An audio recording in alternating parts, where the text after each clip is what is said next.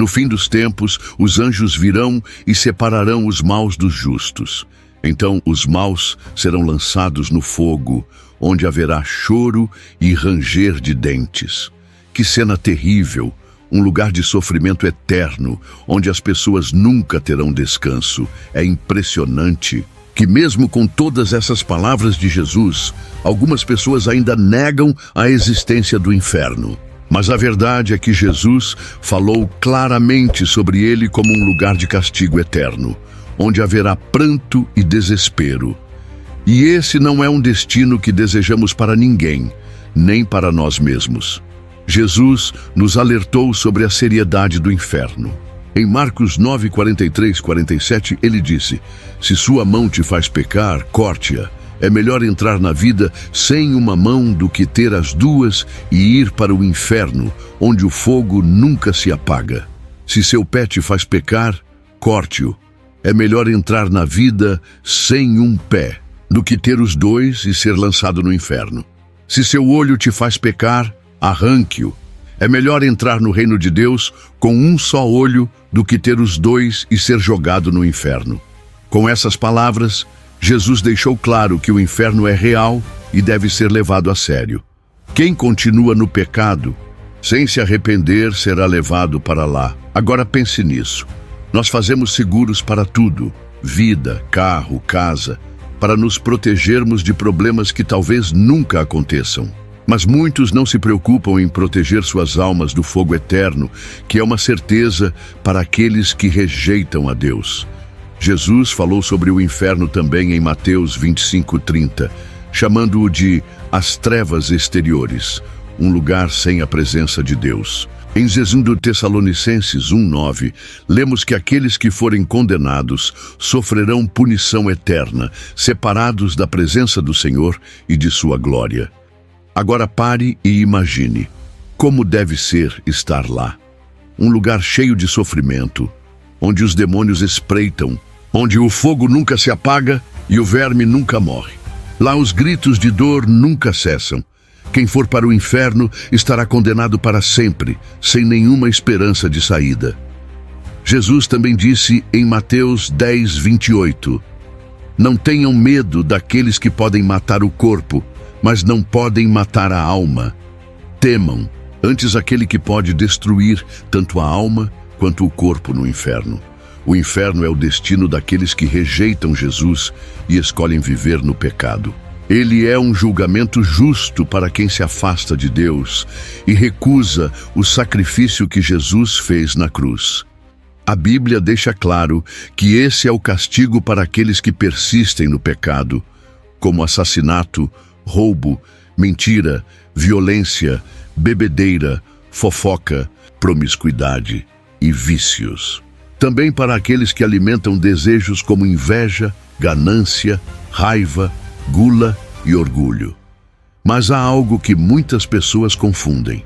O inferno não é o mesmo que o Hades ou Sheol.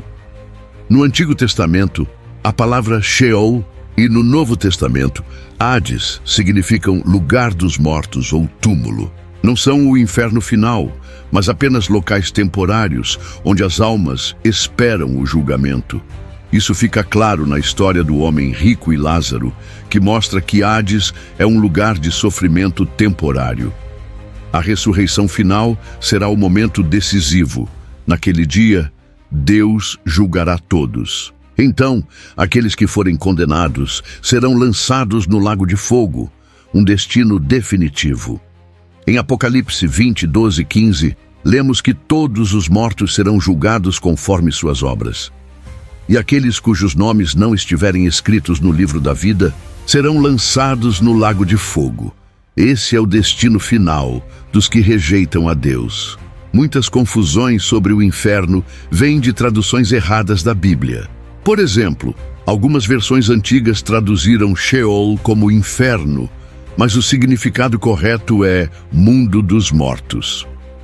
Um exemplo disso está no Salmo 16:10. Porque não deixarás minha alma no Sheol, nem permitirás que o teu santo veja corrupção. Independente dessas diferenças, o que realmente importa é que a Bíblia é clara. Aqueles que escolhem viver no pecado e rejeitam Jesus terão um destino terrível. Em Apocalipse 21:8, encontramos uma advertência séria. Mas os covardes, os incrédulos, os imorais, os assassinos, os feiticeiros, os idólatras e todos os mentirosos terão sua parte no lago de fogo e enxofre. Essa é a segunda morte, ou seja, cada um tem uma escolha. Podemos abandonar o pecado e aceitar Jesus, ou podemos ignorar a verdade e enfrentar a eternidade no inferno. A decisão está em nossas mãos. A escolha mais importante é entre a luz e a escuridão. Depois de tomar sua decisão, você terá que lidar com as consequências dela. E se escolher não escolher, isso também é uma decisão, pois equivale a rejeitar Jesus Cristo. Mesmo uma escolha feita sem entusiasmo, apenas para garantir um lugar no céu, não engana a Deus, pois Ele vê o coração de cada um. Isso também se aplica aos cristãos mornos, como Deus declara em Apocalipse 3:16. Assim, porque você é morno e não frio nem quente, estou a ponto de vomitá-lo da minha boca. Não compartilho isso para assustá-lo, mas para apresentar a realidade e a verdade, para que você tenha a oportunidade de se voltar para Jesus Cristo e evitar o inferno. Enquanto falamos, milhares de pessoas estão avançando lentamente em direção ao inferno, e muitas delas terminarão lá se não escolherem Jesus Cristo. Todos os dias, 150 mil pessoas morrem, e muitas delas estão indo para a condenação eterna. Jesus nos adverte em Mateus 7:13-14. Entrem pela porta estreita, pois larga é a porta e espaçoso o caminho que leva à perdição, e muitos entram por ela. Mas pequena é a porta e estreito o caminho que leva à vida, e poucos são os que a encontram. Isso é um lembrete solene da importância de escolher o caminho correto. Esse pensamento realmente me impacta. A inevitável realidade de que um dia morreremos é um fato do qual ninguém pode escapar. E compartilho isso com você porque me importo e não quero que você termine no inferno. É importante reconhecer que Deus é amor e nos oferece um período de graça para nos voltarmos para Ele. Mas esse tempo também está se esgotando. É essencial tomar a decisão certa antes que seja tarde demais. Atos 17:30 nos lembra: no passado, Deus não levou em conta essa ignorância, mas agora ordena que todos, em todo lugar, se arrependam. Pois estabeleceu um dia em que julgará o mundo com justiça, por meio do homem que designou. E deu provas disso a todos, ressuscitando-o dentre os mortos. Nesse contexto, o homem é Jesus, Deus em carne, enviado à terra para pagar o preço que merecíamos por nossos pecados. Jesus, que não conheceu pecado, se fez pecado por nós na cruz. É interessante notar que foi um homem, Adão, quem introduziu o pecado no mundo. E um homem perfeito, Jesus, veio para nos libertar da condenação desse pecado, que é o inferno. Frequentemente, ouvimos as pessoas dizerem "estou salvo" ou "ele está salvo", mas o que significa realmente estar salvo? Significa ser resgatado da condenação do inferno, e Jesus já sofreu esse castigo na cruz por nós. Ele carregou os meus pecados, os seus pecados e os pecados do mundo, embora ele mesmo nunca tenha pecado. 2 Coríntios 5:21 confirma isso. Deus tornou pecado por nós aquele que não tinha pecado, para que nele nos tornássemos justiça de Deus. É crucial entender que Deus é o juiz supremo e julgará todo o mundo com justiça. Ele avaliará cada um de acordo com a maneira como viveu sua vida, levando em conta todas as ações, pensamentos e tudo o que foi feito neste mundo temporário. Deus vê até mesmo aquelas coisas que você achava que estavam ocultas, as ações secretas e os pensamentos escondidos. Ele vê tudo e julgará o coração de cada pessoa, como está escrito em Romanos 2:16. Isso acontecerá no dia em que Deus julgará os segredos dos homens, por meio de Jesus Cristo, conforme o meu evangelho. Lembre-se, Deus é onisciente, santo, perfeito e justo. Mesmo um único pecado ainda é pecado, e ninguém é perfeito.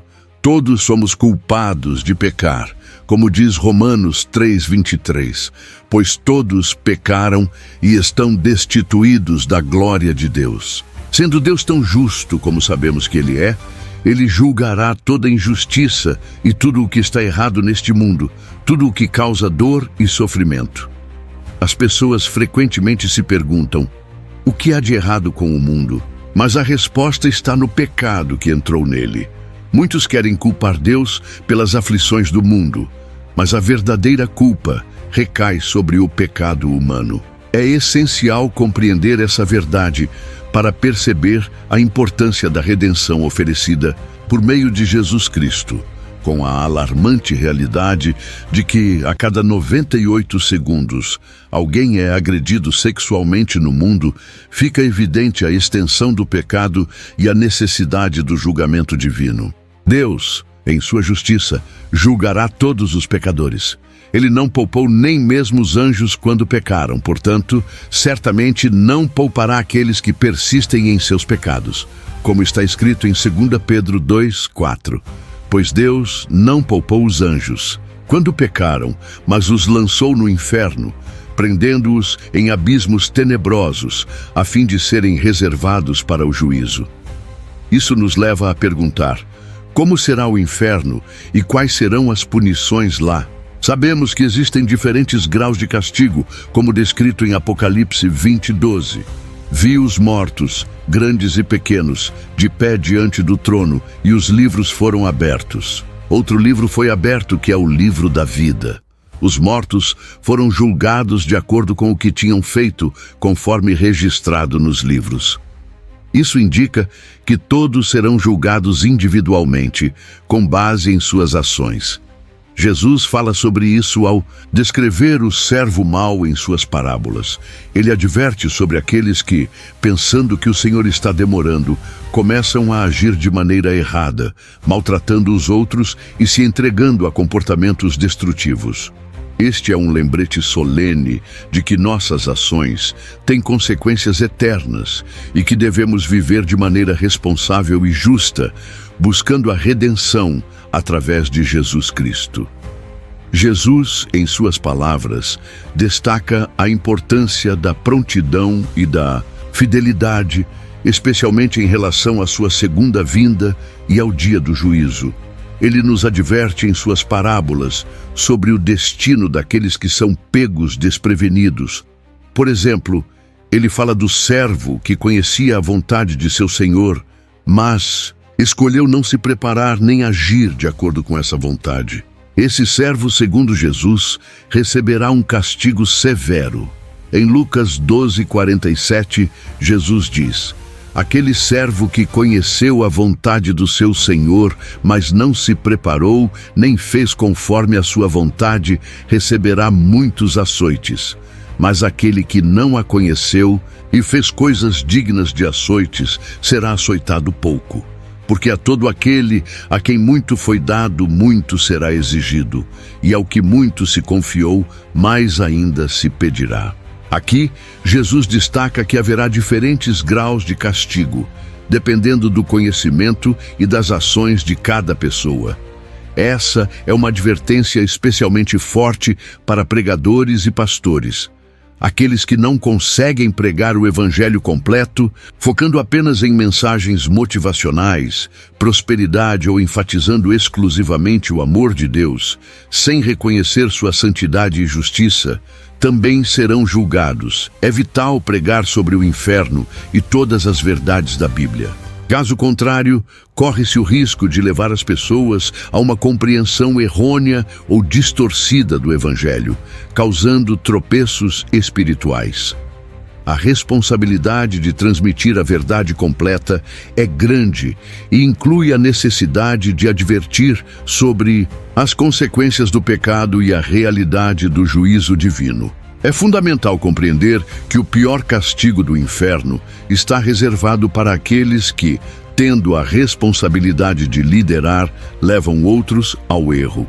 Jesus, em Mateus 18:6, adverte: Mas qualquer que fizer tropeçar um destes pequeninos que creem em mim, melhor lhe fora que lhe pendurassem no pescoço uma pedra de moinho e se submergisse na profundeza do mar.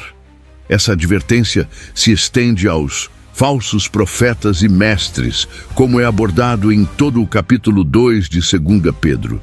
No versículo 17, esses falsos mestres são comparados a fontes sem água e nuvens levadas pela tempestade, para os quais está reservada a escuridão das trevas para sempre.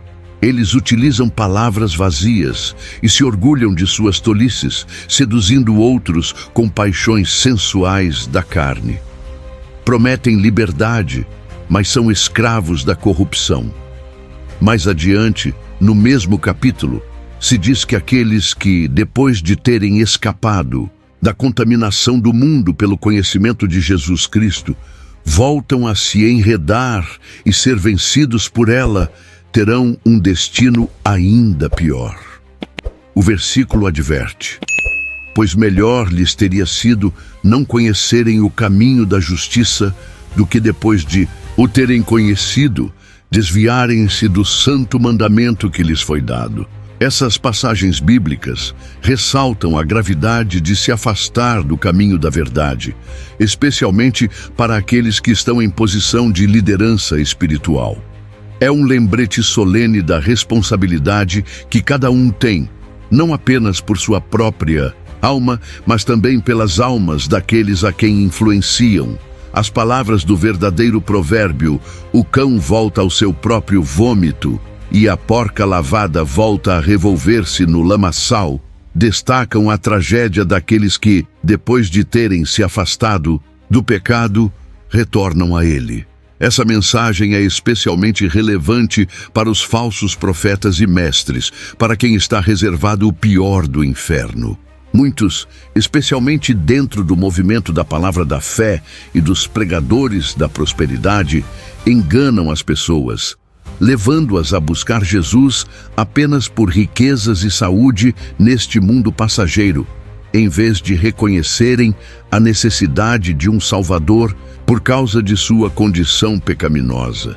Jesus não morreu para que continuássemos vivendo na luxúria de nossos desejos carnais, mas para que morrêssemos para esses desejos e vivêssemos pelo Espírito que Ele nos deu. João 3,16 é um versículo muito conhecido, porque Deus amou o mundo de tal maneira que deu o seu Filho unigênito, para que todo aquele que nele crê não pereça, mas tenha a vida eterna. Essa é uma verdade linda e incrível, mas muitos param por aí e não exploram o que vem depois. O versículo 17 continua: porque Deus não enviou o seu Filho ao mundo para condenar o mundo, mas para que o mundo seja salvo por ele.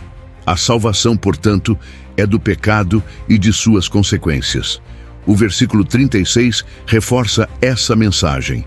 Aquele que crê no Filho tem a vida eterna, mas aquele que rejeita o Filho não verá a vida, mas a ira de Deus permanece sobre ele. Quando Jesus suportou nossos pecados na cruz, ele absorveu a ira de Deus que estava sobre nós, salvando-nos desse destino terrível. Essa verdade ressalta a gravidade do pecado e a importância da obediência e da fé em Jesus Cristo como meio de salvação e libertação da ira de Deus. É um chamado para refletir sobre a seriedade da mensagem do Evangelho e a responsabilidade de viver de acordo com os ensinamentos de Cristo. Compreender a justiça de Deus é essencial para entender o Evangelho em sua totalidade. Como está escrito em Romanos 8,32, aquele que nem mesmo a seu próprio Filho poupou, antes o entregou por todos nós, como não nos dará também com ele todas as coisas? Este versículo destaca a justiça e a generosidade de Deus. No entanto, isso não significa que ele simplesmente ignorará o pecado.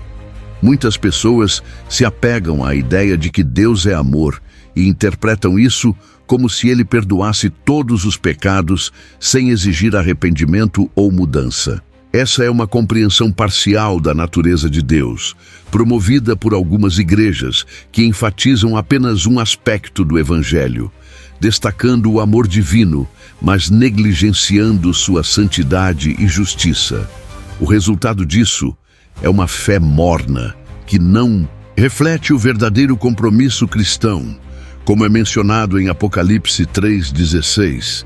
Assim, porque és morno e não és frio nem quente, vomitar-te-ei da minha boca.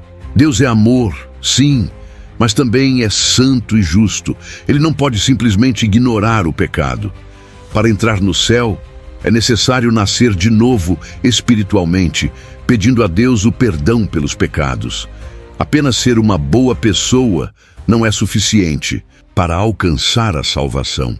Todos pecaram, como é afirmado em Romanos 3,23, porque todos pecaram e estão destituídos da glória de Deus. Se alguma vez você mentiu, então já se tornou um mentiroso. Se em algum momento roubou, já foi um ladrão. O pecado nos separa de Deus, mas a boa notícia é que Jesus Cristo oferece o caminho para a redenção e salvação. Reconhecer essa verdade e buscar o perdão e a transformação em Cristo é o único caminho para a vida eterna. A compreensão de que ninguém pode se salvar por si mesmo é fundamental na fé cristã. Como Tiago 2,10 nos lembra: pois qualquer que guardar toda a lei, mas tropeçar em um só ponto, torna-se culpado de todos. Isso demonstra que é impossível alcançar a perfeição ou a salvação por méritos próprios ou boas ações. A salvação é um presente da graça de Deus, acessível através da fé genuína em Jesus Cristo. Quando aceitamos o sacrifício de Cristo na cruz, onde Ele morreu pelos nossos pecados, somos declarados justos diante de Deus. Essa transformação vem acompanhada do dom do Espírito Santo, que nos conduz a uma nova vida, marcada por boas obras e frutos espirituais, não como meio de salvação, mas como evidência da mudança que ocorreu em nós. Os primeiros capítulos da carta aos Romanos explicam como Deus nos declara justos. É essencial compreender que Ele nos deu um caminho para escapar da condenação, e esse caminho é unicamente através de Jesus Cristo. Romanos 3 reforça essa verdade ao afirmar que somos justificados pela graça de Deus, como um presente, por meio da redenção que há em Cristo Jesus. Cristo foi entregue por Deus como propiciação pelos nossos pecados, e essa graça é recebida pela fé. Isso demonstra a justiça de Deus, que em sua paciência deixou de punir os pecados passados. Ele revelou sua justiça no tempo presente para ser justo e justificador daqueles que têm fé em Jesus. Portanto, a mensagem central do Evangelho é que, embora todos tenham pecado e estejam separados da glória de Deus, há um caminho para a justificação e salvação disponível para aqueles que creem em Jesus Cristo. Essa é uma mensagem de esperança, justiça e amor, que revela tanto a misericórdia quanto a retidão de Deus. A parábola do homem rico e Lázaro, contada em Lucas 16, 19 e 31, é um alerta poderoso sobre a realidade do juízo eterno e a necessidade da salvação em Cristo. Nesta história, Jesus descreve um homem rico que vivia em luxo, enquanto Lázaro, um homem pobre e cheio de feridas, ficava à sua porta, desejando apenas as sobras que caíam da mesa do rico.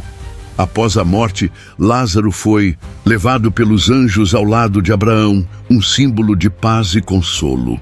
Já o homem rico se encontrou em tormento no Hades. Sofrendo, ele implora a Abraão para que envie Lázaro a fim de aliviar sua angústia com um pouco de água, mas recebe a resposta de que há um grande abismo entre os dois lugares, impossibilitando qualquer ajuda. Desesperado, o rico pede que Lázaro seja enviado à casa de seus 5 irmãos para adverti-los, evitando que tenham o mesmo destino. Essa parábola ensina que após a morte não há mais oportunidade de mudar o destino eterno. Essa história nos leva a refletir sobre como vivemos nossa vida e a urgência de aceitar a salvação que Jesus oferece. Foi através do sacrifício de Cristo e de seu sangue derramado que o preço do pecado foi pago.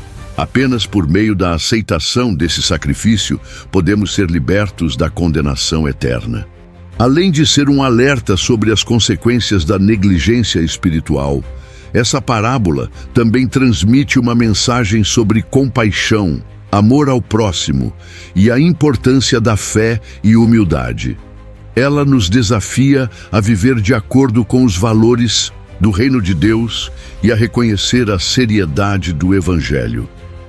Na conversa entre o homem rico e Abraão, registrada em Lucas, vemos um ponto crucial: a importância de ouvir e responder à palavra de Deus. Abraão afirma que, se as pessoas não dão ouvidos a Moisés e aos profetas, tampouco acreditarão mesmo que alguém ressuscite dos mortos. Isso demonstra que a revelação de Deus, contida nas Escrituras, é suficiente para conduzir ao verdadeiro arrependimento. A história também nos dá uma visão do tormento no Hades, um estado de espera antes do julgamento final. É um lembrete de que após a morte não há mais chances de arrependimento. As pessoas que estão no Hades, como o homem rico, carregam arrependimentos, mas já é tarde demais para elas. Essa narrativa serve como um chamado para que reflitamos sobre nossa vida e destino eterno. Cemitérios são lembretes visíveis de que todas as gerações anteriores passaram por este mundo e enfrentaram a morte. Esse é o destino inevitável de todos, independentemente da fama, riqueza ou status. Cada momento em que temos fôlego é uma oportunidade dada por Deus para nos voltarmos a Ele e aceitá-lo como Senhor e Salvador. Deus nos criou com o desejo de que vivamos com Ele no novo céu e na nova terra. A escolha entre a eternidade com Deus ou longe dele cabe a cada um de nós, dependendo de como respondemos ao seu chamado. Atos 17 ressalta a proximidade e acessibilidade de Deus. De um só, fez toda a raça humana para habitar sobre toda a face da terra, determinando-lhes os tempos já dantes ordenados e os limites da sua habitação. Esse trecho nos lembra que Deus não está distante. Ele está próximo e acessível a todos que o buscam. O Evangelho é uma mensagem universal, disponível a todas as pessoas, oferecendo salvação e esperança. Atos 17 também nos mostra que Deus estabeleceu épocas e limites para a existência da humanidade, com o propósito de que as pessoas o busquem, tateando em sua direção para encontrá-lo. Ele deseja que todos venham ao conhecimento da verdade e sejam salvos. A beleza deste trecho está em afirmar que, apesar de nossa busca, Deus não está longe de nós. Como está escrito, nele vivemos, nos movemos e existimos. Isso significa que nossa própria existência está intrinsecamente ligada a Deus e que Ele sempre está ao nosso alcance. Você está aqui, assistindo a este vídeo, porque Deus está te dando um tempo para tomar uma decisão crucial. A escolha pode parecer difícil, mas no fundo é simples. Escolher entre a escuridão e a luz, entre continuar perdido ou entregar sua vida a Jesus Cristo. O arrependimento dos pecados e a fé em Jesus são o caminho para a salvação. Romanos 10:9 declara com clareza: se você confessar com sua boca que Jesus é o Senhor e crer em seu coração que Deus o ressuscitou dos mortos, será salvo. A salvação vem pela fé, que se expressa tanto em nosso coração quanto em nossas palavras. Como diz Apocalipse 3:20, eis que estou à porta e bato. Se alguém ouvir a minha voz e abrir a porta, entrarei e cearei com ele, e ele comigo. Deus espera que você abra o seu coração. Não seria esse o momento de deixá-lo entrar? Aceitar Jesus não é apenas um bilhete para escapar do tormento eterno. É encontrar sua verdadeira identidade nele. Ele é o Criador, e no seu propósito encontramos sentido para a nossa existência. Isso não é apenas uma escolha religiosa, mas uma decisão de vida, um convite para transformação, redenção e uma comunhão eterna com Deus. Sua vida não é um acaso, nem o resultado de uma combinação aleatória de elementos químicos. Há um propósito maior para você. Esse vazio que você sente, essa sensação de que algo está faltando, não pode ser preenchido com dinheiro, relacionamentos, prazeres, viagens ou qualquer outra coisa material. Somente Jesus pode preencher esse vazio. Ele é a única resposta, como está escrito em João 4:24. Deus é espírito, e é necessário que os seus adoradores o adorem em espírito e em verdade. Somente Ele pode transformar sua vida por completo. Eu mesmo vivi essa mudança. Eu seguia meus próprios desejos, buscava satisfação em festas, bebidas e prazeres momentâneos. Achava que estava vivendo, mas no fundo estava perdido. Até que Jesus abriu os meus olhos para a verdade e naquele momento minha vida nunca mais foi a mesma. Aceitar Jesus significa mais do que evitar o juízo eterno. Significa viver em plenitude, com paz verdadeira, propósito e alegria que este mundo jamais poderá oferecer. Quando você escolhe Cristo, você descobre quem realmente é e vive de acordo com o plano divino para a sua vida. Se você orou com sinceridade, pedindo perdão e buscando redenção em Deus, então agora você faz parte da família dele. Seja bem-vindo. Mas saiba, esse é apenas o começo. A caminhada cristã é um processo contínuo de aprendizado e transformação.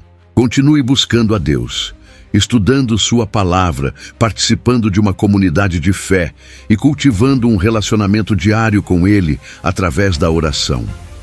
Deus te ama incondicionalmente e tem um plano maravilhoso para a sua vida. À medida que você se entrega a Ele, descobrirá um propósito e uma satisfação que o mundo jamais poderá oferecer. E lembre-se, você não está sozinho.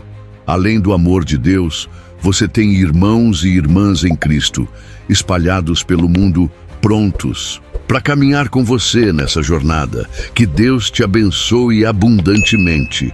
O tempo de viver para Ele é agora. Não adie essa decisão. Permita que Ele guie cada passo da sua caminhada e experimente a vida que realmente vale a pena viver.